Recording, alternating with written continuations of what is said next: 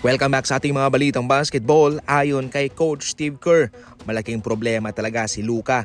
Yun ang kanilang main problem sa kanilang laban kung bakit sila'y natalo.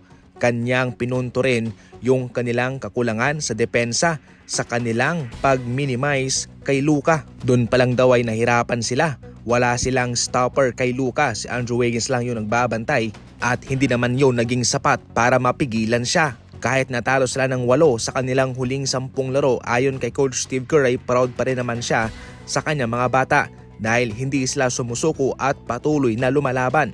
Siyempre, mayroong mga laban na nakaka-disappoint, especially yung mga laban na sila'y nakakambak, pero ang mahalaga ay patuloy pa rin lumalaban ang kanyang mga manlalaro. Diyan siya proud sa kanyang mga players.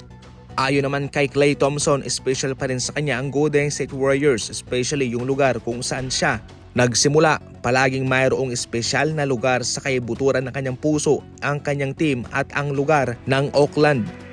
Nang tanungin si Klay Thompson kung ano ang kanyang ginawa bago ang labang ito ay siya ay pumunta sa kanyang kaibigan, dumaan siya sa Oracle Arena, ang kanilang lumang arena mga idol kung saan sila naglalaro. Pumunta rin siya sa bahay ng kanyang kaibigan sa Oakland. Dinaanan din niya ang syudad mga idol. At sa huli, ayon pa mismo kay Klay Thompson, special talaga para sa kanya ang Golden State at ang lugar kung saan siya nagsimula.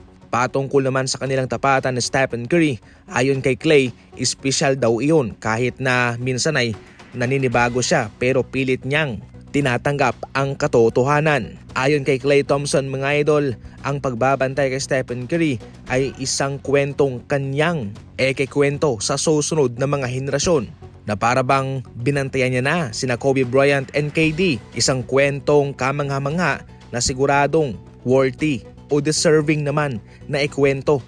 Samantala kay Stephen Curry naman mga idol, mayroon siyang sinabi patungkol sa kanilang pagkuha kay Dennis Schroeder.